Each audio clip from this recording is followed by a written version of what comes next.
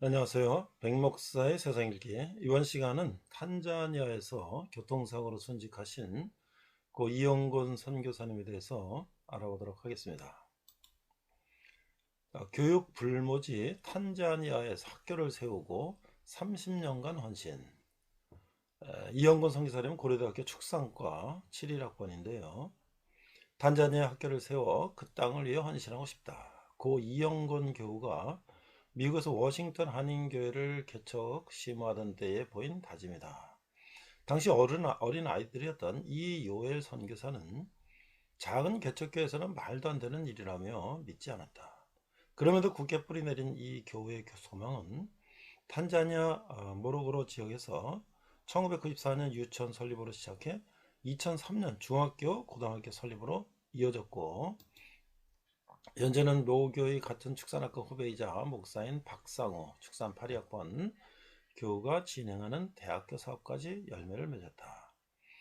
30년의 세월을 거쳐 지난 1월 8일 현지에서 교통사고로 소천한 이영건 교우를 기리기 위해 그와 가장 가까이에서 선교해온 박상호 교우, 그리고 아버지의 뜻을 이어가는 아들 이호엘 선교사를 만나봤다. 이거는 이제 고려대학교의 세종 캠퍼스 경영학과 박철 교수님이 탄자니아 대학에 방학 때 강의하러 가셨다가 이영근 교우님의 소천 소식을 듣고 또 고대 세종 캠퍼스 교수 기도 모임에서 이걸 나누고, 또 저희들이 함께 기도하고 고대 교우회보에게 이제 제보를 해서 고대 교우회보가 이제 취재를 한 내용입니다. 탄자니아 교육의 미래를 열다. 이영건 교우는 10년간의 미국 목회를 거쳐 1993년 탄자니아로 파송되어 생애 끝까지 그곳에서 헌신했다. 지난 30년 동안 졸업한 학생 1000여 명은 현재 사회에 진출하여 탄자니아 발전에 크게 기여하고 있다. 박상우 교우는 탄자니아 초등학교 졸업생 중 12% 정도만이 졸업시험에 통과하고 그중 고등학교에 진학할 수 있는 학생은 더 적은 것이 현실이라며 이 교우가 탄자니아 교육 선교에 가장 먼저 힘쓰게 된 이유를 전했다. 올해 20주년을 맞은 중학교는 학생들 성적 순으로 선발하기보다 형편이 어려운 아이들에게 교육의 기회를 우선 제공해왔다. 그럼에도 학생 중 90% 이상이 고등학교 진학시험에 합격하는데 탄자니아 평균 고등학교 합격률이 22%인 것을 감안하면 놀라운 수치이다. 이 요엘 선교사는 교육 선교는 결과가 바로 눈앞에 보이지 않는 어려움이 있어요. 하지만 아버지의 끊임없는 헌신이 탄자니아에 도움이 되는 모습을 보며 제 삶의 지향점을 확인할 수 있었습니다. 라며 아버지의 교육 선교를 이어나가게 된 배경을 밝혔다. 선한 손길로 실천한 진심. 이 요엘 선교사는 이 교회에 대해 늘 스스로 박수받기보다 하나님의 영광을 위해 헌신하고 봉사하는 사람이라고 소개했다. 교육 선교 외에 모로고로 지역의 기초 환경 개선에도 많은 도움을 줬다. 우물 파기 사업을 통해 먼 곳까지 우물을 길어가던 부모들이 시간 아껴 자녀 양육에 더욱 힘쓸 수 있게 도왔고, 피부병을 앓던 아이들도 치료될 수 있었다. 더욱이 27년간 매주 토요일마다 에이즈, 알코올 중독, 한센병 환자 등 불치병 환자들이 모여 사는 지역을 찾아 복음을 전하고 필요한 물품을 기부했다. 이 교우는 한국으로부터 6,600마일을 떨어져 살며 어쩌면 단 한 번 쓰지 않았던 이들에게 먼저 다가가 좋은 이웃이자 친구가 되어졌다. 이영건 교우가 지난 30년간 탄자니아에 쏟아부은 진심의 결과는 장례식 현장에서 고스란히 드러났다. 지역 주민 약 750명 가까이 모여 한마음 한뜻으로 그를 기억했다. 이열 선교사는 아버지는 현장의 무리한 요구에도 어려움을 피하기보다 각 사람의 손을 잡고 기도해 주었어요.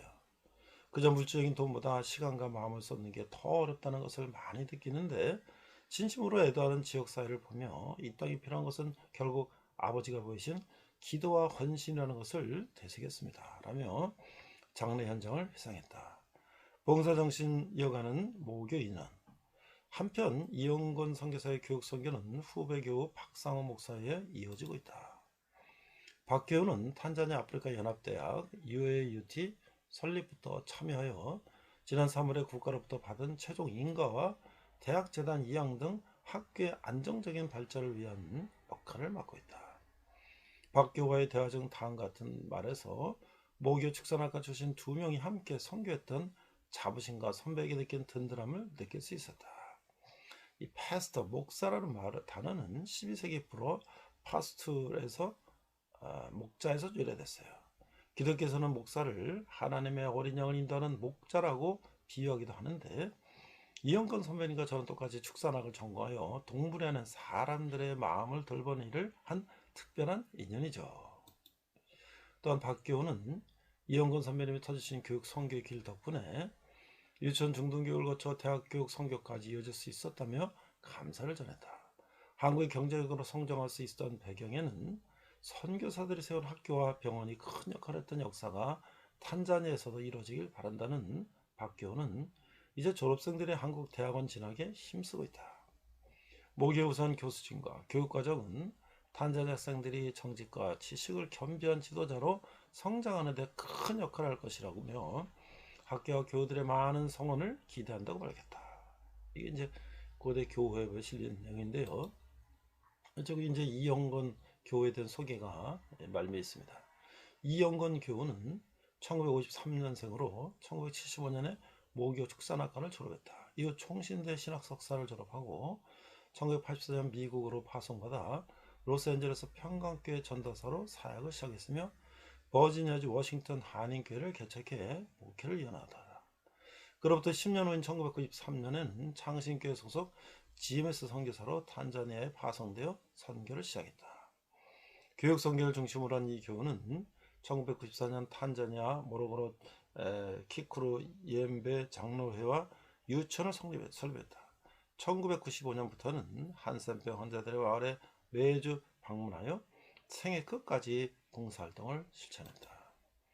1996년에는 탄자니아 다르살람 칼빈 신학교 강사로 활동하며 신학을 가르쳤고 2003년에는 모로고로 키온다의 장로교 신학교, 중학교를 설립하는 등 탄자니아의 교육에 힘썼다. 이에 선교의 공로를 인정받아 2019년에는 제19회 언더우드 선교상을 수상했다. 이상 백목사의 세상 읽기 탄자니아 고 이영건 선교사님이었습니다. 이번 시간은 데살로니가 후서 두 번째 시간으로서 주 재림에 대한 교훈, 그리고 탄자니아에 소천하신 이영건 선교사님이라는 부제를 가지고 말씀을 나누고자 합니다. 먼저 본문은 데살로니가 후서 1장 11절에서 12절인데요. 한글과 영어로 우리 함께 자막을 보며 읽도록 하겠습니다. 데살로니가 후서 1장 11절에서 12절. 이러므로 우리도 항상 너희를 위하여 기도함은 우리 하나님이 너희를 그 부르심에 합당한 자로 여기시고 모든 선을 기뻐함과 믿음의 역사들 능력으로 이루게 하시고. 12절. 우리 하나님과 주 예수 그리스도의 은혜대로 우리 주 예수의 이름이 너희 가운데서 영광을 받으시고 너희도 그 안에서 영광을 받게 하려 함이라. 자, NIV 성경인데요. New International 버전인데요. 2 Thessalonians 1장 11절에 12절입니다. 11절. With this in mind, we constantly pray for you, that our God may count you worthy of His calling, and that by His power He may fulfill every good purpose of yours, and every act prompted by your faith. 12절. We pray this so that the name of our Lord Jesus may be glorified in you, and you in Him, according to the grace of our God and the Lord Jesus Christ. 이렇게 되어 있어요. 우리가 예수님의 재림을 어떻게 준비할까? 오늘 주제이기도 한데요. 예수님이 언제 재림하실까? 예수님이 재림하실 시간을 우리가 오히려 알 수 있을까? 예수님의 재림을 우리는 어떻게 준비해야 하는가? 이런 물음에 성도들의 삶에 있어서 대단히 중요한 문제죠. 특히 세상이 박해를 받고 있는 교회들에게는 더욱더 긴박한 문제다. 그런데 그리스도의 재림에 대한 준비에서 성도들은 양극단으로 치우기 쉽다는 거죠. 한편으로 그리스도의 재림에 대한 무지와 관심 부족 때문에 예수님의 재림으로 이루어진 영광스러운 하나님 나라에 대한 소망 없이 세속화되기 쉽다. 그렇죠? 예수님의 재림에 대한 소망이 없는 사람들은 그 현실에 앉아서 사는 거죠. 이것은 신앙이 열심히 부족하거나 박해와 고난 환경 속에 있는 성도들이 빠지기 쉬운 함정이다. 또 한편은 그리스도의 재림에 대한 관심이 너무 지나쳐서 시한부 종말론을 주장하면서 현실로부터 도피하기 쉽다는 거예요. 건전한 신학 없이 열심히 특심한 성도나 박해 가운데 처한 성도들이 빠지기 쉬운 올무다라고 할 수가 있죠. 데살로니가 교회는 후자의 성향을 가지고 있었다. 그러니까 이게 박해 가운데 그래서 빠져있는 성도들의 모습이라는 거예요. 데살로니가 전서를 통하여 예수님의 재림의 중요성을 다시 한번 교훈받은 데살로니가 교인들은 주의 날이 이르렀다는 이 일부의 잘못된 주장에 동요되거나 예수님의 재림이 얼마 남지 않은 시점에서 일하는 것이 더 이상 필요 없다라고 생각하고 생계를 위한 일을 하지 않으려는 사람들조차 있었다고 하는 거죠. 교회에서 수없이 반복되어 일어난 시한부 종말론에 원조격인 사람들이 이미 데살로니가 교회에 있었다라고 하는 거예요.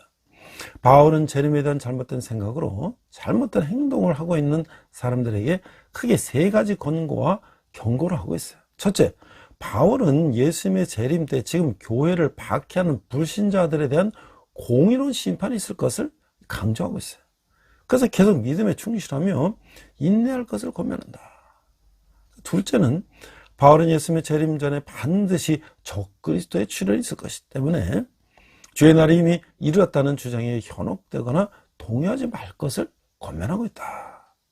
마지막으로 바울은 그리스도의 재림이 가까웠다는 생각으로 빈둥거리는 사람들을 엄히 책망하며 각자 다른 사람에게 피해를 주지 말고 열심히 일하라고 권면하고 있는 거예요. 자, 마지막 날에 있을 주의 심판을 1장 8절 10절 이렇게 설명하고 있습니다. 8절, 하나님을 모르는 자들과 우리 예수의 복음에 복종하지 않는 자들에게 형벌을 내리시리니. 9절, 이런 자들은 주의 얼굴과 그의 힘의 영광을 떠나 영원한 멸망의 형벌을 받으리로다. 10절, 그날에 그가 강림하사 그의 성도들에게서 영광을 받으시고 모든 믿는 자들에게서 놀랍게 여김을 얻으시리니 이는 우리의 증거가 너에게 믿어졌습니다. 자, 이게 우리에게 눈에 보이는 세계를 넘어서 또한 그 세계 안에 하나님의 세계가 존재하는 사실을 인정하지 않고 산 사람들은 망하게 된다는 거예요. 영의 세계를 보며 살지 않고 하나님과 아무런 교제 없이 산 사람들의 결국은 형벌이 온다는 거예요. 그런 사람들은 성경은 육체의 욕심을 도모하는 사람들, 하나님을 모르는 사람들라고 갈라디아서에서 설명하고 있어요. 하나님을 모른다는 것은 무슨 말인가? 오늘 하나님에 대해서 모르는 사람은 거의 없지요. 누구나 기독교인이 기독교 하나님에 대해서 들어본 적이 있을 거죠. 기독교라는 종교가 알려진 것만큼이나 기독교의 신이신 하나님의 존재나 이름은 잘 알려져 있는 거예요. 하나님을 아는 것은 그렇게 아는 것을 말하지 않는 거죠.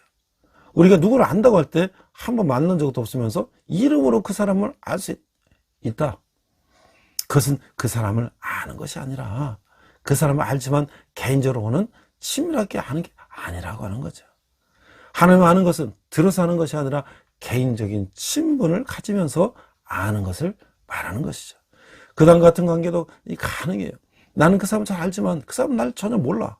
상대방에 대해서 제3자로부터 많은 말을 들을 수도 있지만 정작 본인은 한 번도 만난 적이 없을 수도 있는 거예요. 교회 오래 출석하면서 설교나 성경 공부를 통해 하나님 대해 많은 말을 들어서 아는 그런 암도 아니라는 거예요. 그것은 서로 아는 관계, 서로 아는 사이가 전혀 아닌 거예요. 나도 하나님을 알고 하나님도 나를 아는 사이, 그런 관계가 있을 때 우리는 하나님을 안다고 할 수가 있는 거죠. 따라서 하나님을 안다는 것은 개인적으로 하나님과 친밀한 관계에 있다는 말이에요. 교회 안에는 하나님을 알지만 하나님을 모르는 사람들이 의외로 많다고 하는 것이죠. 하나님을 개인적으로 알고 하나님과 친한 사이라면 주 예수의 복음에 복종하지 않을 수가 없어요. 복음에 복종하지 않는 것은 하나님을 모르기 때문이에요. 복음을 자주 듣고 무슨 뜻인지 머리로 하는 것이 중요한 일이 아니라고 하는 거죠. 하나님은 우리가 들은 복음, 배운 복음을 실천에 옮기기로 명하시겠어요. 성경책을 들고 교회 왔다 갔다 하기만 하면 하나님이 좋아하실 것으로 착각하면 곤란하다고 하는 거예요. 하나님이 좋아하는 듯 말든 나는 내 식대로 신앙생활 했다고 고집을 부릴 수도 있죠. 아니면 내 주변의 대부분의 사람들이 풍조를 따라 신앙생활 할 수도 있어요. 그러나 우리는 내 자신의 기준이 아니고 내 주위의 기준이 아니라 하나님의 기준을 살펴야 하는 것이죠.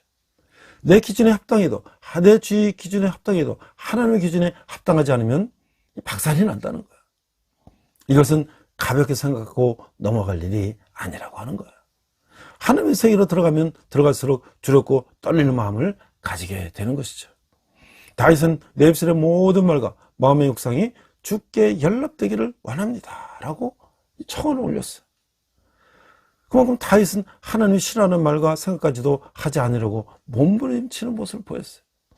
그렇게 미세한 부분까지 하나님의 눈치를 살피고 하나님의 마음에 들기를 바라는 심정으로 살았다는 거죠.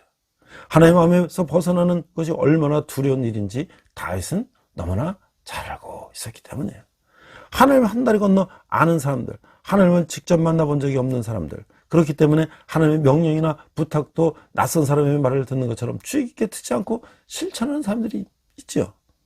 이들은 절대자의 관계에서 떨어져 나가 영원한 멸망에 떨어질 것이다 라고 구절은 말씀하고 있는 거예요. 영원한 멸망을 형벌로 주는 것을 보면 하나님은 그것을 얼마나 싫어하는 것인지 알게 되는 거죠. 주의 얼굴과 그의 힘의 영광을 떠나 형벌을 받게 될 것을 말하는데, 이것은 이사야서 2장 6절에서 22절을 배경으로 가지게 되는데, 이사야서 22장은 야곱의 집에 대한 하나님의 심판을 기록하고 있는데, 이사야서 2장 10절에 너희는 바위 틈에 들어가며 진토에 숨어 여호와의 위엄과 그 광대하심의 영광으로부터 피하라 라고 말하고 있어요. From the terror of the Lord and the glory of His power.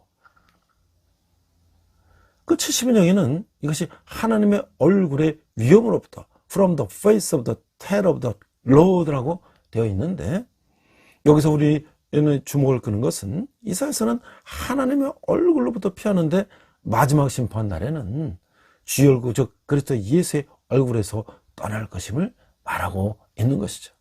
성도들은 그날을 기다리는 사람이에요. 10절에 보니까 그날이면 예수께서 강림하시는 그날이 오면 하늘로부터 거룩한 성 새 예루살렘이 내려올 것이고 예수 그리스도의 통치가 시작되는 거예요. 그 요한계시록 21장 2절 이하에 보면, 또한 그날이 오면 보라 하나님의 장막이 사람들과 함께 있으며 하나님이 저희와 함께 거하시리니 저희는 하나님의 백성이 되고 하나님은 친히 저희와 함께 계셔서 모든 눈물을 그 눈에서 씻기심에 다시 사망이 없고 애통하는 것이나 곡하는 것이나 아픈 것이 다시 있지 아니하리니 처음 것들이 다 지나갔습니다 라고 말씀하고 있죠. 모든 믿는 자들에게 기여김을 얻으리라 는 말은 모든 믿는 자들이 놀라서 입을 다물지 못하게 되는 상황이 펼쳐질 것이라는 뜻이에요. 하나님의 천지를 창조하실 때 가지셨던 원래의 목적과 의도가 실현되는 날이 된다는 거예요. 그날의 영광에 하나님의 자녀로 동참할 수 있는 특권을 가질 것인가, 아니면 영원한 형벌로 들어갈 것인가. 그러니까 예수께서 다시 오실 그 마지막 심판 날에 이러한 일들을 미리 설명하고 있어요. 예수께서 모든 성도들 가운데 영광을 받을 것이고, 하나님의 아들이요 인자로서 이 땅에서 오셔 이루신 구원 사역이 얼마나 중요한 것이었는지 그 온전한 의미를 절대자의 의도를 드디어 전하가 알게 된다는 거예요. 얼굴과 얼굴을 마주 대해보는 것처럼 선명하게 깨닫게 될 것이고, 예수께 감사하고 찬송하고 영광을 돌리게 될 것이라는 거예요. 그날 후에 예수를 믿으라고 전도하는 일도 없어질 것이고, 선교사로 이방 세계로 파송받아 나가는 일도 없어질 것이에요. 그러나 지금 이 순간에 이 땅을 살고 있는 동안에 예수 그리스도를 믿고 하나님의 자녀로 산다는 것이 얼마나 귀한 일인가. 자, 이제 간구를 하고 있어요. 1장 11절 12절 보니까, 이러므로 우리도 항상 너희를 위하여 기도하면 우리 하나님이 너희를 그 부르심에 합당한 자로 여기시고 모든 선을 기뻐함과 믿음의 역사를 능력으로 이루게 하시고, 12절 우리 하나님과 주 예수 그리스도의 은혜대로 우리 주 예수의 이름의 너희 가운데서 영광을 받으시고 너희도 그 안에서 영광을 받게 하려 함이라. 자, 목회자로서의 바울은 데살로니가 교회를 위한 중보의 기도를 드리고 있어요. 가끔 우리 생각나면 기도하는 그런 식이 아니라 항상 마음에 담고 진지하게 하나님께 기도를 드리는 것이, 목회자는 성도들의 삶과 생각과 영혼의 안전을 위해서 끊임없이 기도를 드리게 되는 거죠. 하나님 편에 서서 주어진 성경 말씀을 통해 하나님의 뜻을 대변하고 성도들을 가르치고 책망하고 지도하지만, 성도들의 편에 서서 하나님께 간구하는 사역도 감당하는 것이죠. 이렇게 목회자의 사역자들은 하나님과 성도들 사이에서 존재하면서 이 중재자, 메디테이터가 된다는 거예요. 자, 데살로니가 교회를 위한 중보기도의 첫 번째 내용은, 하나님께서 데살로니가 교회의 성도들을 그 부르심에 합당한 자로 여겨달라는 거예요. 이것을 좀 더 풀어보면, 하나님께서 데살로니가의 성도들을 불러주셨는데 그들을 성도라는 이름에 걸맞은 혹은 합당한 사람들로 만들어달라, 혹은 여겨달라는 청원을 드린 거다라는 것이죠. 하나님께서 성도들을 불러주셨는데 그들에게 부족한 점이 있더라도 버리지 마시고 부르길 잘했다 이렇게 생각해 주십사 하고 청원 드리는 거예요. 바울이 데살로니가 성도들을 위해서 하나님 앞에서 변론을 하는 것이죠. 변론이 사형수로에서 변할 때 죄가 없다는 것이 아니라 죄가 있더라도 정상을 참작해서 사형만은 시키지 말아달라고 변론하는 것과 같은 역할을 하고 있다는 거예요. 목회자는 성도를 위한 변호인이에요. 이것이 보혜사의 역할이고 예수님의 역할이었다는 것이죠. 보혜사는 이 변호인, 어드보케이트라는 뜻도 가지고 있어요. 변호사들의 역할은 성도들의 편에 서서 부족하더라도 잘 받아주시고 자녀로 여겨 주십시오 하는 청원을 대신 드리는 거예요. 이 땅의 아담적 현실을 살아야 하는 성도들의 삶은 눈물과 한숨, 고통과 번민이 끊일 날이 없어요. 그런 목회 현장에서 성도들을 위한 중보의 기도를 드리지 않을 목회자는 없을 것이죠. 한 사람 한 사람의 성도들을 위해 날마다 중보의 기도를 드려주는 것이 진정한 목회자의 심정이다라고 하는 것이죠. 목회자가 행사들과 모임들 때문에 바빠서 성도들을 위한 중보 기도를 드릴 시간이 없다면 그것은 엄청난 직무유기가 될 것이에요. 무엇 때문에 목회자가 되었는지 새삼 확인해 볼 문제라고 하는 것이죠. 이 기도를 보면 데살로니가 성도들을 부르신 이도 하나님이요 그들을 성도라는 이름에 합당한 사람들로 만드는 이도 하나님이시라는 거예요.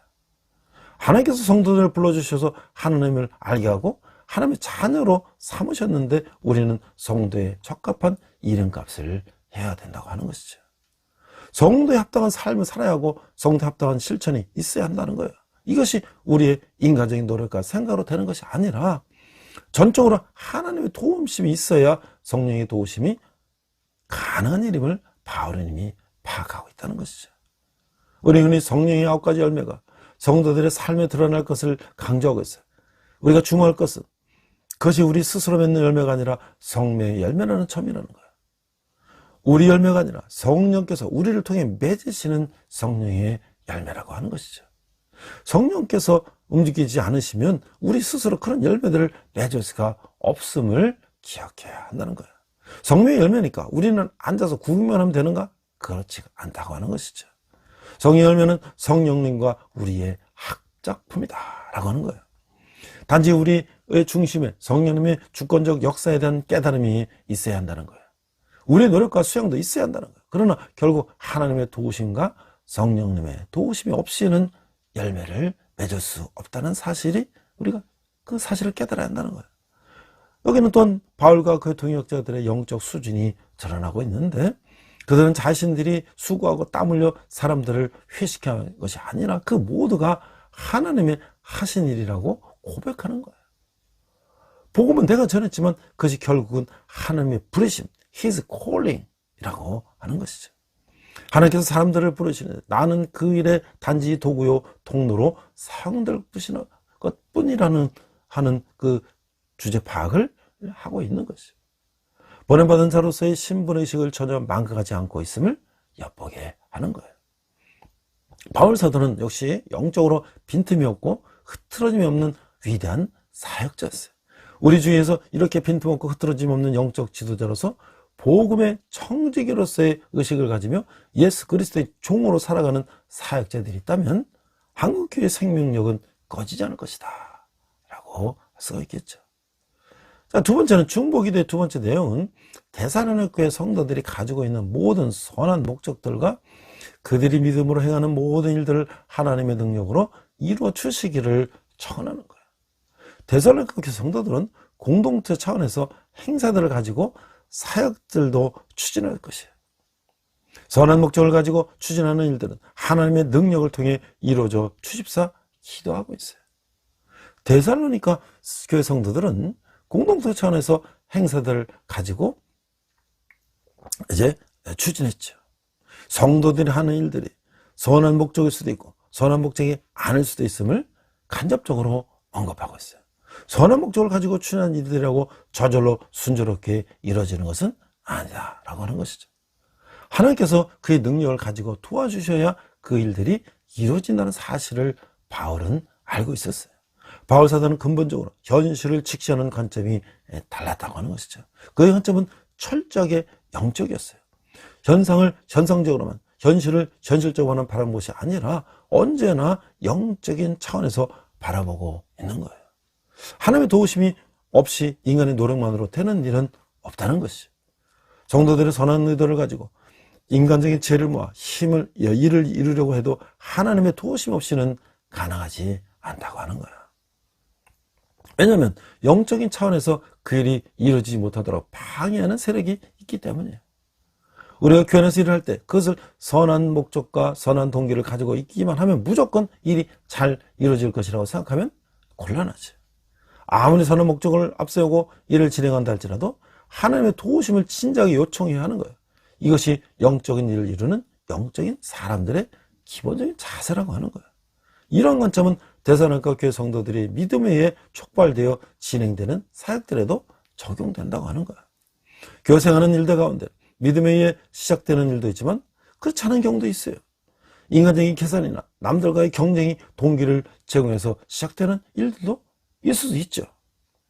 바울은 다른 일들은 언급하지 않고 단지 믿음에 의해 촉발된 일들을 말하고 있어요. 믿음에 촉발된 일들이기 때문에 아마 시작부터 경건하고 영적이 될 것이다. 그런 일들조차도 하나님의 능력이 있어야 이루어진다. 하나님의 능력이 필요하다. 그러니 교회 안에서 선한 목적으로 추진되는 일들이나 믿음에 촉발된 일들이나 모두 하나님의 능력이 없이는 이루어질 수 없음을 알아야 한다. 우리 힘으로 하는 것이 아니라 하나님의 힘으로 일이 이루어진다. 인간이 치밀한 계획이나 준비도 필요하지만 그것이 우선이 아니다. 이를 기획하는 것은 사람이지만 그것을 이루시는 분은 하나님이시라는 사실을 한순간도 잊으면 곤란하다는 거야. 그래 우리 삶이 순간순간마다 하나님 앞에서 엎드리지 않을 도리가 없다는 거죠. 교회 모든 일들은 하나님의 도우심을 구하는 기도로 시작해서 기도로 마쳐야 되는 거예요. 그래 우리가 뭔가 일을 했다는 자부심을 가지지 않게 되는 거죠. 그렇게 우리를 통해 하나님께서 일하고 계신다는 사실을 깨닫게 되는 거예요. 또는 우리가 행하는 모든 일이 우리의 일이 아니라 하나님의 일이었다는 것을 깨달음을 가지게 된다는 거죠. 이런 것으로 따지면 바울 사도와 그의 동역자들의 피게 쓰인 사람이 아무도 없었을 거예요. 데살로니가 교회 성도들이 선한 목적으로 가지고 일을 하고 일하고 믿음에 의해 촉발된 일들을 한다 할지라도 바울과 그의 동역자들의 수고와 노력에는 비교도 되지 않을 것이죠. 그런데 여기서 바울이 주는 메시지는 데살로니가 교회 성도들을 겸손하게 만드는 거예요. 데살로니가 교회 성도들의 입장에서 보면 바울과 그의 동역자들이 복음을 위해서 그렇게 수고하게 쓰는 것을 뻔히 알고 있는데 바울은 그것이 자신의 일이요 자신의 수고한 결과라는 내색을 추워도 비치지 않고 있어요. 인간적인 방법을 가르치는 것도 아니고 우리가 수고한 것을 조금 알아줬으면 좋겠다는 인간적인 모습도 전혀 비치지 않고 있는 거예요. 시작과 끝이 전적으로 하나님이 하신 일이요 하나님의 능력을 통하지 않으면 일이 이루어지지 않는다는 점만 강조하고 있는 것이죠. 이런 편지를 받고 있는 데살로니가 성도들은 바울에게서 무엇을 배우고 있을까요? 편지의 내용 자체를 통해서 그들은 귀한 진리를 깨닫게 되었을 것이죠. 그러나 동시에 그들은 편지의 주인공인 바울의 언행과 삶, 하나님의 주권 앞에서 영적으로 전혀 빈틈없고 흐트러짐 없는 자세를 유지하는 모습에 아마 더 큰 감동을 받았을 것이에요. 일체가 하나님이 하신 일로 고백하는 바울의 영적 자세가 데살로니가 성도들에게 감동이 되고 깨달음이 됐을 것이에요. 바울 사도주자도 일체가 하나님의 능력을 통해 이루어진다고 말하고 있는데, 우리가 하나님을 위해서 뭔가를 할 수 있다고 생각하는 것이 얼마나 수준 낮은 일인가라고 생각할 수 있겠죠. 하나님의 자녀, 하나님의 일을 한다고 하는 자 또한 하나님의 사역자가 가져야 할 자세가 바로 이런 것이로구나. 아마 이런 생각을 했을 것이죠. 바울의 서신들을 읽을 때 우리가 덤으로 살펴는 측면이 바로 이런 것이라는 거죠. 이런 모습을 읽을 때 우리는 많은 생각을 하게 돼요. 바울 사도와 같은 분들이 우리 주변에 있다면 얼마나 좋을까 하는 아쉽고 안타까운 마음이 들죠. 그리고 마음 깊이 충격을 받고 감동을 받는 거예요.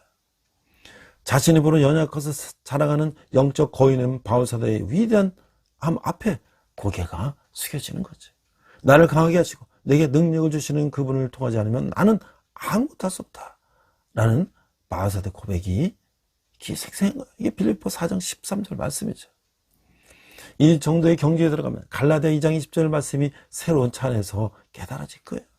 내가 그리스도와 함께 십자가에 못 박혔나니 그런즉 이제는 내가 산 것이 아니요 오직 내 안에 그리스도께서 사신 것이라. 이제 내가 육체 가운데 사는 것은 나를 사랑하사 나를 위하여 자기 몸을 버리신 하나님의 아들을 믿는 믿음 안에서 사는 것이다. 바울은 그 동역자들과 함께 데살로니가 성도들을 위해서 중보기도를 드리는 이유를 밝히고 있어요. 데살로니가 성도들이 성도라는 이름에 적합한 삶을 살고 선하고 믿음에 촉발된 일들을 하는 그것은 예수 그리스도의 이름이 영광받도록 하기 위함이라는 것이 11절의 말씀이죠. 바울의 생은 예수 그리스도의 종으로 살았어요. 종으로서 바울은 예수께서 시키시고 지시하신 일을 했어요. 자신임을 내려고 꿈도 꾸지 않았어요. 시종일관 상전이요 주인이신 예수 그리스도의 이름을 높이는 일에 전력 투구를 했던 것이죠. 예수를 믿어 내가 잘되고 내 가정이 잘되고 내 사업이 잘되고 내 교회가 잘되는 것이 초점이 아니라고 하는 거죠. 예수 믿는 나를 통해 내 가족을 통해 내 교회를 통해 예수 이름이 찬양받고 영광받는 일이 핵심이다 라고 하는 거예요. 우리가 이게 종말론 하면 처음에 한국 역사에 정말 치욕적인 한국 교회사의 사건이죠. 이 다미 선교예요. 다걸 미래를 대비하라. 뭐 이런 선교 이장림 목사라는 사람이 1992년에 10월 28일 날 예수님이 오신다. 이랬죠. 그 이제 인터넷 찾아보니까 이게 작년 2월 2023년에 중부메일이라는 이제 신문에서 그걸 이제 기록했어요. 다미 선교의 휴고 소동. 자, 이제 이 종말론자인 다미 선교의 이장림 목사는 1992년 10월 28일 24시, 그러니까 29일 밤 12시를 휴고일로 지정하며 큰 논란이 됐다. 휴고란 예수가 세상을 심판하기 위해서 재림할 때 구원받는 사람을 공중으로 들어 올리는 것을 의미하는데, 한간에는 이날 밤 전 세계에서 10억 명이 하늘로 올라갈 것이라는 허무맹랑한 소문까지 퍼졌다. 인구 그때 뭐 50억, 60억이면 10억이 하늘로 올라간단 말이죠. 과학적 근거가 없는 주장이 난무하자 이 중부 이 신문은 휴고를 앞두고 휴거설 퇴보, 유보, 기류를 적극적으로 전하며 사회혼란을 막는데 주력했다. 이게 신문에서 이게 잘못됐다고 계속 보도를 했다는 거죠. 휴거일인 1992년 10월 28일 이 중부매일신문은 14면과 15면에 휴거설의 회의적인 다미선교의 내부 모습을 전했어요. 이날 기사에 따르면 다미선교회는 휴거가 불발 시에 사과문 발표를 준비 중이다. 또 휴거 주장 유보를 검토하고 있다. 충청북도 교회에는 휴거 행동 지침 전달되지 않았다. 이제 등의 기사를 냈다는 거예요. 또 다미선교 측에서 휴거를 빌미로 신도 재산을 헌납받은 만큼 반환 요구가 빗발칠 것이다 라고 이제 강조했다는 거예요. 다음날 29일 날 다미선교가 예언한 휴거는 거짓이었어요. 그 병든 사회 교회 합작품 등의 내용으로 또 휴거 소동에 대한 분석기도 나눴어요. 그러니까 이게 이제 한국 교회의 병든 모습이라는 거죠. 그리고 또 이제 중매 14면에는 휴거 소동의 원인이 세기 말에 발생하는 사회적 현상, 그 물량주의에서 비롯된 한국교회의 중산층화, 아니 한국교회가 이제 배가 불러졌다는 거예요. 전 기성교회에 대한 불신등이라고 진단했어요. 기성교회가 신앙의 깊이를 강조하지만 실상은 교회 성장에 필요한 헌금을 강요하고 있는 모습을 꼬집었다는 거예요. 이 15면에서 다미성교회 청주지부 신도 60명 등 제천, 진천, 증평, 영동 신도들이 휴거 예배를 했지만 휴거의 순간이 지나서도 아무 일도 일어나지 않자 당혹감을 갖지 못했다. 실망한 모습으로 귀가했다라고 보도했다는 거죠. 휴거 불발 이후 비판 여론이 거세지자 다미성교회는 사감을 발표하고 헌금 반환 신청을 받기도 했다. 휴거일 전에 사기로 구속됐던 이장림 목사는 징역 1년을 선고하고 범죄 수익금에 대한 압수명령도 내렸어요. 세상을 떨썩하게 했던 휴거 소동은 한 교회가 신도들의 재산을 노린 사기극으로 결론이 났다는 거죠. 저는 또 10년 전, 10몇 년 전에 제가 이제 신학을 한 50대 초에 이제 시작을 했는데요. 40대 말에. 그래서 50대 초에 이제 신학대학원을 다니면서 또 사역을 해야 되기 때문에 제가 이제 서울에서 조그만 교회 청년반 10명을 1년 동안 선교를 했어요. 근데 거기 이제 청년 한 명이 나왔다 안 나왔다 해요. 그래서 면담을 했어. 왜 그러냐 했더니 지금 종말이 다가오는데 우리 청년들이 아무 생각 없이 저렇게 희덕거리고 있으면 이게 안타깝다는 거야. 그거 보니까 이 청년이 종말론에 빠져 있고 그런 집회에 찾아다니는 거예요. 그러면서 제가 동영상을 이렇게 몇 개 보이는데 이걸 보면 확실히 전도사님이 알 거라고. 저도 종말론이 어떻다는 건 다 알고 있지만 그래 그러면 네가 그럴수록 교회를 더 나와야 되는 거 아니냐. 그랬더니 지금 이렇게 절실한 시기에 이렇게 해서 자기가 교회 나올 수 없다는 거야. 그럼 너 교회 그럼 나와야 되는데 이제 그런 얘기를 했더니 그럼 전선 이걸 좀 봐달라는 거야. 그래, 그럼 내가 네가 보는 게 뭐냐 한번 보자. 근데 사실 다 뻔한 얘기예요. 남미에 어떤 누가 어떤 사람이 천국에 갔다 왔는데 어쩌고 다 그런 얘기 우리가 다 알만한 그런 얘기들이에요. 그래서 내가 그랬어요. 네가 정말 마지막 때가 이렇게 시급하다고 생각하면 교회 더 열심히 나와서 더 교회 생활도 열심히 하고 또 그래야지. 너는 그런 집회만 쫓아다니면서 교회 나오지도 않으면서 그게 본이 되느냐. 근데 계속 그 청년은 눈물을 툭툭 흘리면서 이 청년들이 지금 안타깝다고 그런 얘기를 하는 걸 보고서 이게 정말 이게 이장님 사건이 일어난 지 벌써 한 20년 가까이 지났는데도 그런 이단들은 또 그렇게 사람들을 아직까지 속이고 있는 거예요. 자, 오늘 이제 2장으로 가면 데살로니가 2장의 본문 2장 1절에서 3장 16절까지 가니까 그리스도의 재림에 대한 잘못된 경고를 하고 있어요. 종말에 대한 잘못된 사상. 자, 데살로니가 후서 2장 1절 정죄하라 우리가 너에게 구하는 것은 우리 주 예수 그리스도의 강림하심과 우리가 그 앞에 모임에 관하여 영으로나 또는 말로나 또는 우리에게서 받았다는 편지로나 주의 날이 이르렀다고 해서 쉽게 마음이 흔들리거나 두려거나 하지 말아야 한다는 것이라. 누가 어떻게 하여도 너희가 미혹되지 말라. 먼저 배교하는 일이 있고. 자, 이게 데살로니가 교회에 예수 그리스도의 재림에 대한 잘못된 가르침이 등장했어요. 기독교 공동체 안에 잘못된 이해와 헛된 사실이 등장할 때 이런 잘못된 사상을 지적하고 경고하는 일이 있어야 하는 거죠. 모든 사람들이 다 가능하고 용납될 수 있는 것은 아니라고 하는 거예요. 바울과 그 동역자들은 우리가 너에게 구한다. We beg you라고 했어요. 이게 본론으로 들어갔어요.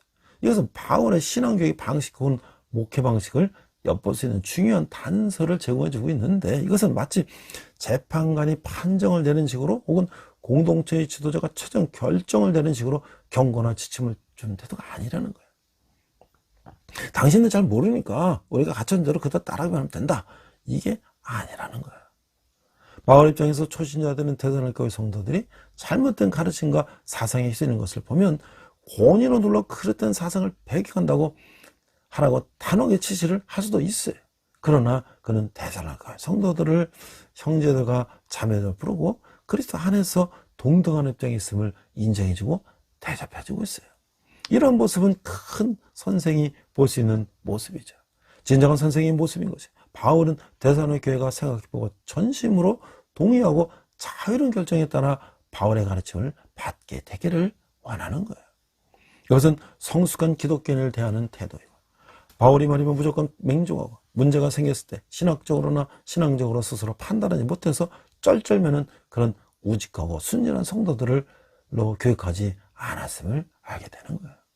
바울은 데살로니가 교회 성도들이 스스로 판단하고 결정을 내리고 결단을 낼 수 있는 실력 있는 성도들이기를 기대하는 것이에요.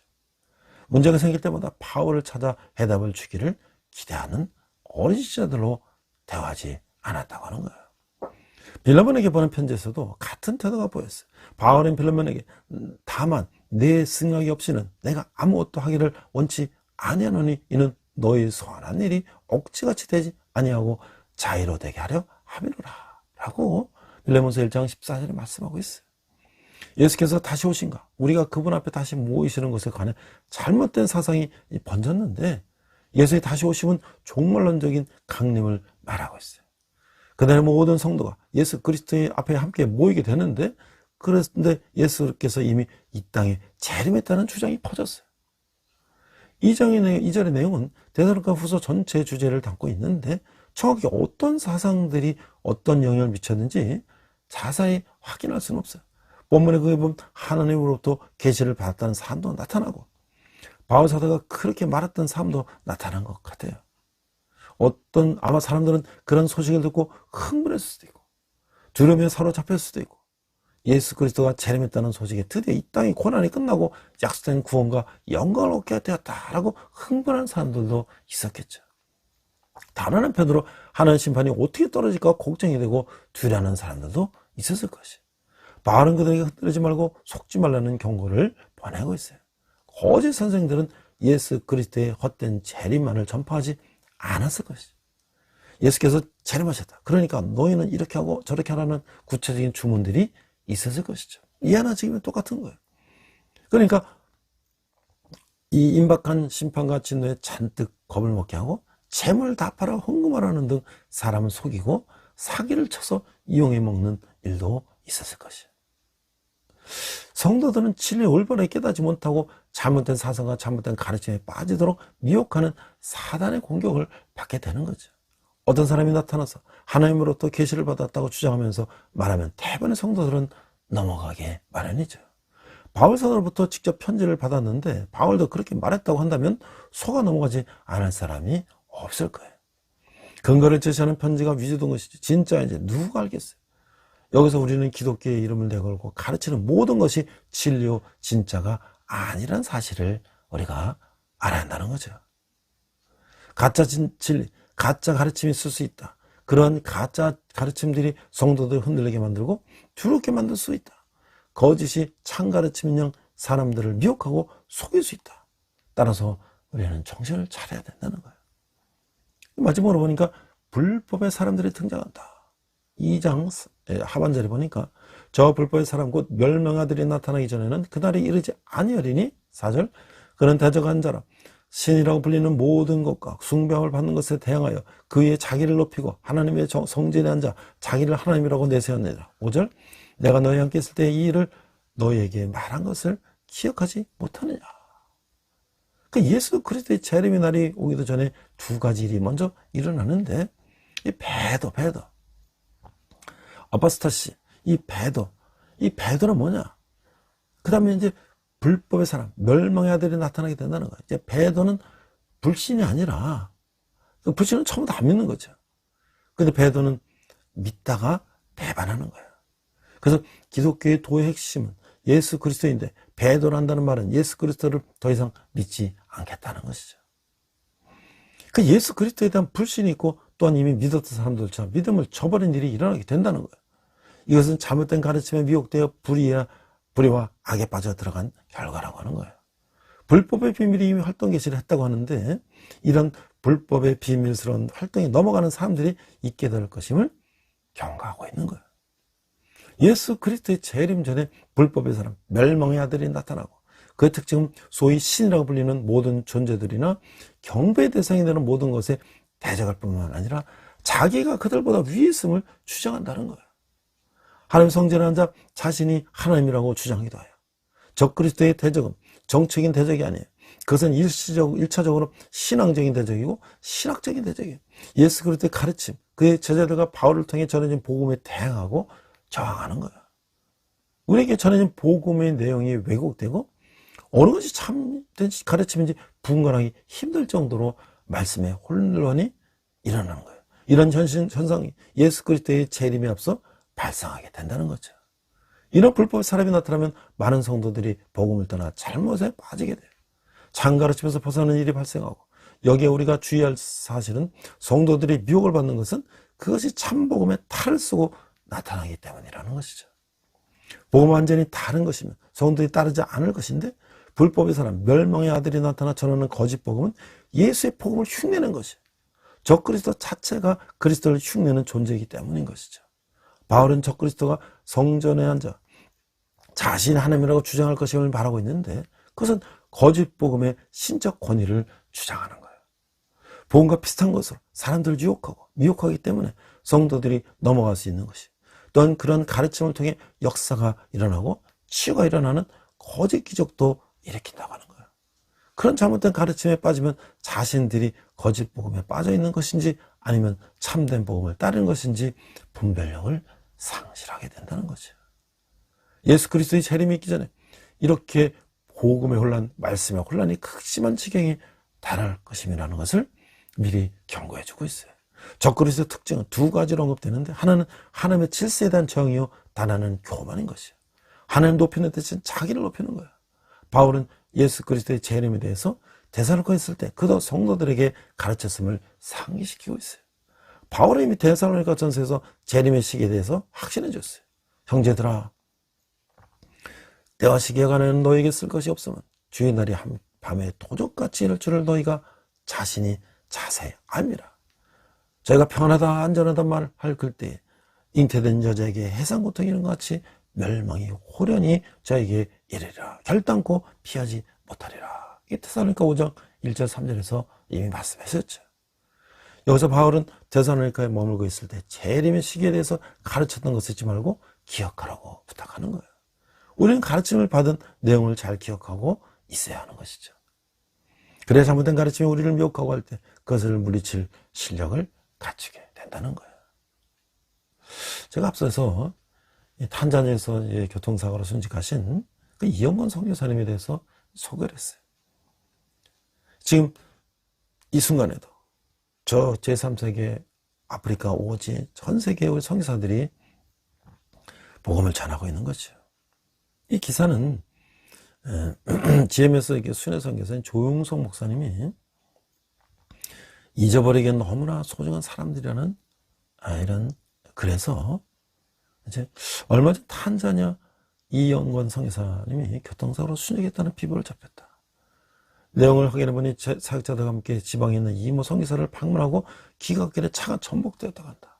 더욱이 안타까운 것은 탄자니아 이즘 선교사 안에 고 김전 선교사가 같은 날에 지병과 코로나19 바이러스로 숨진 소식을 듣고 위로 카톡 문자를 보낸 30분의 사고를 당했다는 것이다.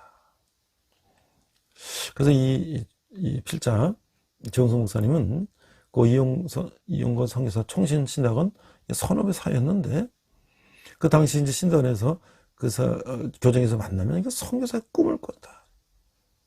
그리고 이 이용건 선교사 아버님은 이 교단 총회장을 지냈는데, 그는 국내 명문대학교 공대를 졸업했고 당시 주식회사 대우에 근무하다가 신학을 공부했어요. 세상적으로 편하게 살 수 있는 그였는데, 그러나 그는 신학을 마친 후 뒤돌아보지 않고 거면대륙 아프리카 탄자니아로 떠났다.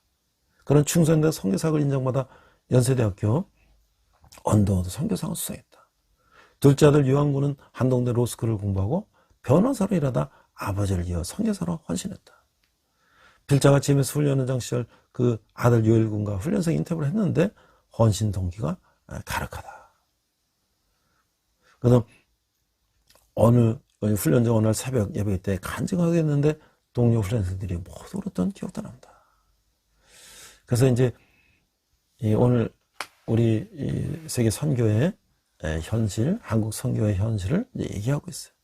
선교사들이 고령화되고 또 은퇴가 오는데 은퇴된 선교사들이 이제 쉼터가 이제 부족하고 여러 가지 이제 이런 그래서 이 GMS 이제 합동측 이 선교 본부도 현지화를 꾸준히 추진하고 있다고 하는 거예요. 그래서 이제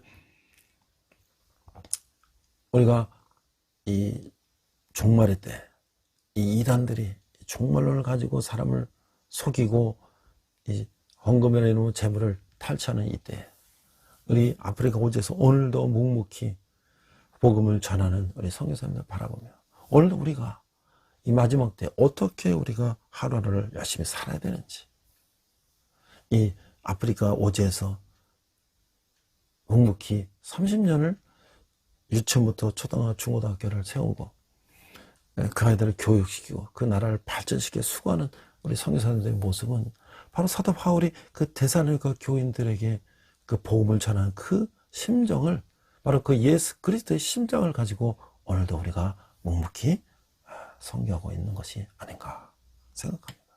그게 바로 예수 그리스도의 장성한 분량에 이르는 것이라고 할 수가 있는 것이죠. 기도하겠습니다. 하나님 아버지 은혜를 감사합니다.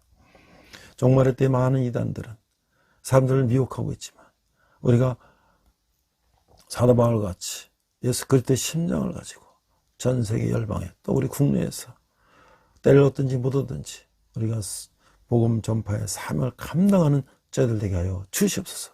감사드리며 예수님 이름으로 기도했습니다. 아멘. 시간 내게 있는 모든 것을 찬양하시면서 함께 헌금하시겠습니다.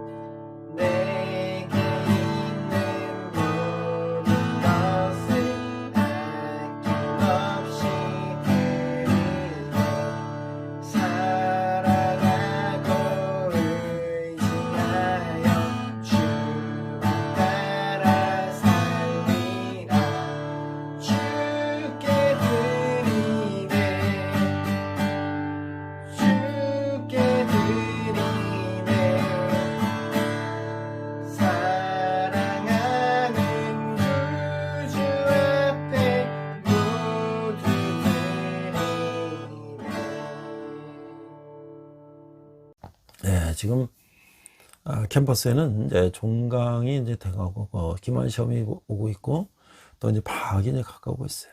이제 군대는 또 우리 청년들이 지금도 훈련하고 뭐 여러 가지 이제 추원하다거나 맡은 국방 임무를 다 감당하기 위해서 수고를 하고 있습니다. 저는 이제 또 우리 대학에서 성경도 가르치고 리더십도 가르치고 있는데요. 또 우리 학생들이 외국인 근로자 교회를 찾아가서 또 봉사하면서 또 교회 다니든 안 다니든 봉사도 배우고 또 그 외국인들이 나그네 된 사람들도 위해서 위로하고 또 그들이 또 사랑을 체험하고 이런 과정들도 진행하고 있습니다. 제가 이제 그 고려대학교 입학을 할 때 단과대학 수석을 해서 제가 이제 장학금을 받고 지금 60세 때부터 제 고려대학교 사회복지학과 박사과정을 지금 공부하고 있어요. 지금 논문을 쓰고 있는데 제 논문의 주제는 저출산 대책입니다. 기독교적인 저출산 대책. 근데 이제 고려대학교 사회복지학과는 세종 캠퍼스에 있어요. 그래서 거기도 이제 교수들, 기독 교수들, 이렇게 또 기독 선교단체 간사님들, 또 그 출신 목사님들하고 같이 이렇게 교제를 하고 있는데, 거기도 코로나 이후에 개강예배, 종강예배 이런 것들이 다 없어졌는데, 물론 열심히 이제 CC를 비롯한 선교단체들은 활동을 하고 있죠. 그래서 이번 6월 초에 종강예배